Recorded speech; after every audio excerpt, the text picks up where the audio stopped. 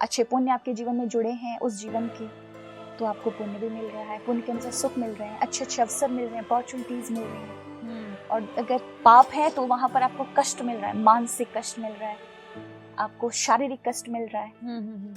ऊपर का कुछ पता है आपको? इतना तो मैं गई हूँ, अब जब मैं जाऊंगी तो मैं पक्का बताऊंगी। भागवत गीता में तो बताया क्या होगा? हाँ, शास्त्रों में बताया, पक्का बताया है। आज जरूरत है, कितने सारे ऐसे रोग हैं जिनकी दवाई आज मेडिकल में नहीं, लेकिन गरुड़ पुराण में आप देखेंगे कितने सारे रोगों को काउंट किया गया है।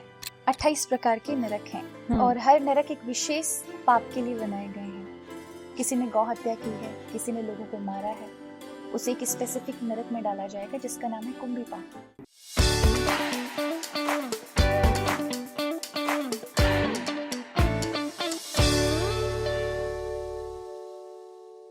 अच्छा, पुनर्जन्म भी कुछ होता है कि अगर पुनर्जन्म का पहले कभी कर्म करके आए हो और आपको दूसरे जन्म में भी मिलने वाला है? बिल्कुल, हिंदुइज्म में ये कॉन्सेप्ट है कि पुनर्जन्म होता है और पुनर्जन्म के बहुत सारे कर्मों के आपके यहाँ इस जन्म में अकाउंट दिए जाते हैं। वो सभी किसी एक जन्म का फाइल्स लगी होती है, बहुत सारे जन्मों की एक फाइल्स निकाल के इस जन्म से अटका दी जाती है, इसको पूरा करके आओ। तो उसी सिचुएशन पर आपको सुख दुख मिलेंगे, अच्छे पुण्य आपके जीवन में जुड़े हैं उस जीवन के, तो आपको पुण्य भी मिल रहा है, पुण्य के अनुसार सुख मिल रहे हैं, अच्छे अच्छे अवसर मिल रहे हैं, अपॉर्चुनिटीज मिल रही हैं। और अगर पाप है तो वहां पर आपको कष्ट मिल रहा है, मानसिक कष्ट मिल रहा है, आपको शारीरिक कष्ट मिल रहा है। मैंने ना एक कॉन्सेप्ट नहीं बोलूंगी, मैंने बहुत सारा देखा गांव में। एक दो लोगों की डेथ हुई, उसके बाद उनकी डेथ हो गई, जैसे कहते हैं ना अपने हिंदू धर्म में कि वो नीचे चारपाई से रखे जाते हैं और उनमें एक जान आ गई, मतलब वापस आ गए। और उन्होंने बताया कि भाई ऊपर पूछा जाता है सब कुछ, क्योंकि वो पीछे गए और फिर उन्होंने बताया कि इसका तो अभी नंबर ही नहीं है। तो ऊपर का कुछ पता है आपको? इतना तो मैं गई हूँ, अब जब मैं जाऊंगी तो मैं पक्का बताऊंगी। भागवत गीता में तो बताया क्या होगा? हाँ, शास्त्रों में बताया, पक्का बताया है। हाँ। और ऋषियों ने भी अनुभव किया है। हाँ, ठीक है। तो उसका अर्थ है कि पुनर्जन्म का सबसे बड़ा, देखो हम अपने एक्सपीरियंस से बताएं कि छोटा सा बच्चा होता है, उसे किसी ने बताया नहीं होता है। हम सारी चीजों से सिखाते हैं उसे, संसार में सारी चीजें होती दुनिया में, लेकिन उसे खाने की चीज नहीं पता, पीने की चीज नहीं पता, हर चीज हम बताते हैं तब जाके वो 1-2 साल में समझ पाता है। करेक्ट। लेकिन उसे दूध पीना कौन सिखाता है?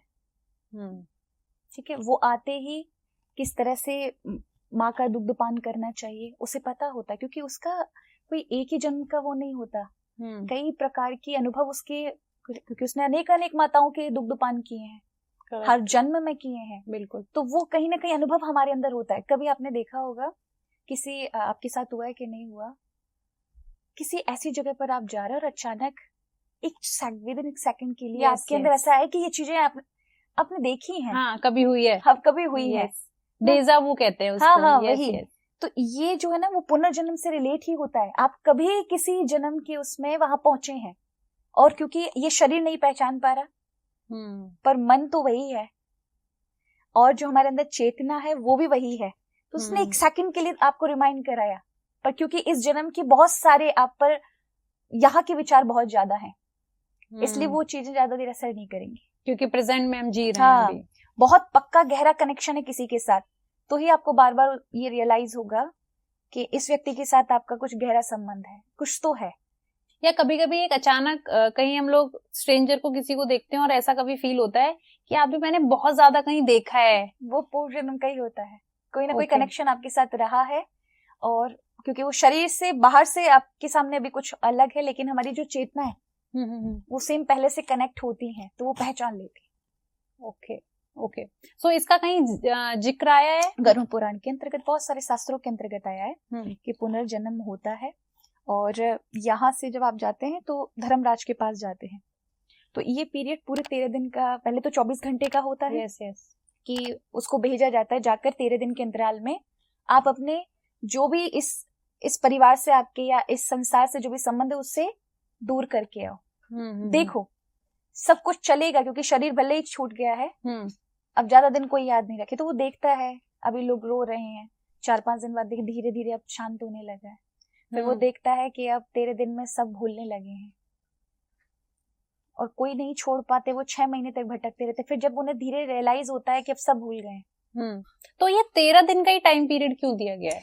13 जो दिन का टाइम है, ऐसा नहीं कि केवल 13 दिन का ही होता है, वो 13वां में हम ऋषियों ने ये नियम डाले हैं कि जिसने जो व्यक्ति है उसने वर्तमान में पाप किए हैं, पुण्य किए हैं, उसके खाते में उतने पुण्य हैं कि वो, क्योंकि वो उस समय जब 24 घंटे के लिए तो यमराज के अपना अधिकार से लेकर जाया जाता है जी, लेकिन अगली यात्रा के लिए उसे अपने पुण्य चाहिए होते हैं। और अगर नहीं है तो उसे फिर यहाँ प्रेत योनि या फिर अच्छे कुछ है सुखद कर्म उसके तो पितृ योनि, जब तक कि अगला जन्म उसका निर्माण नहीं हो जाता। ठीक है, और अगर आप अच्छे धार्मिक कृत्य इस परिवार के लोग करते हैं तो फिर उसका पुण्य उसे मिलता है, जिससे आगे की यात्रा में वो जाता है।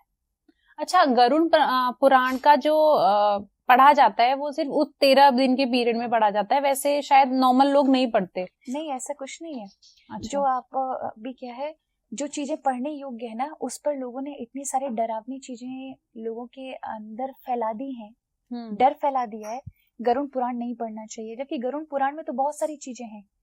3 खंड हैं, उसमें एक छोटा सा खंड है प्रेत कल्प। ओके, ठीक है, उसको देखकर लोग डरते हैं, जबकि वो उसकी यात्रा है कि आगे जाकर के व्यक्ति के साथ क्या होना है, किन किन चीजों का उसे कहाँ श्राद्ध होने हैं, जिससे उसको अगली यात्रा का मिले। बट ये अच्छा भी है ना कि एक रियलिटी चेक मिल जाता है आपको।